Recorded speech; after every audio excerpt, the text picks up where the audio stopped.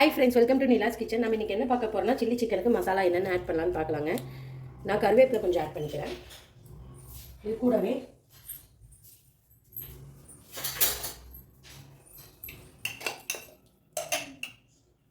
இஞ்சி பூண்டு பேஸ்ட் ஒரு ஸ்பூனுங்க. நான் வந்து 3/4 கிலோ சிக்கனுக்கு அளவு சொல்லிட்டு இருக்கேங்க.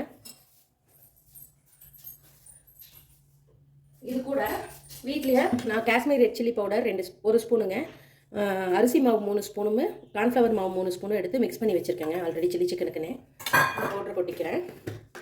அது கூட ரெட் சில்லி பவுடர் வீட்லேயே அரைச்சது ஒரு ஸ்பூன் போட்டுக்கிறேங்க. உப்பு தேவையான அளவு இதுலேயே கொஞ்சம் போட்டிருக்கேங்க, இதுலேயே போட்டுக்கிறேன். இப்போது இது கூட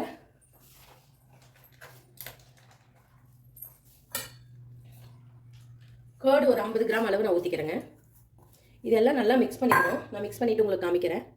நல்லா மிக்ஸ் பண்ணிவிட்டு ஒரு 1/2 அன் ஹவர் நல்லா ஊறட்டுங்க, அப்புறம் பொரிச்சு காமிக்கிறேன். ஆயில் நல்லா காஞ்சிருச்சுங்க. இப்போ சில்லி சிக்கன் நம்ம பரட்டி வச்சிடலாங்க, அதை பொரிச்சு எடுத்துக்கலாம்.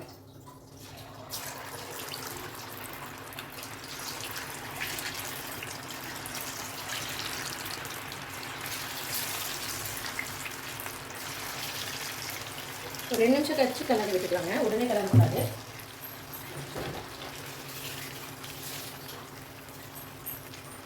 நல்லா வேகட்டுங்க, அப்புறம் கிளறி விட்டுக்கலாம்.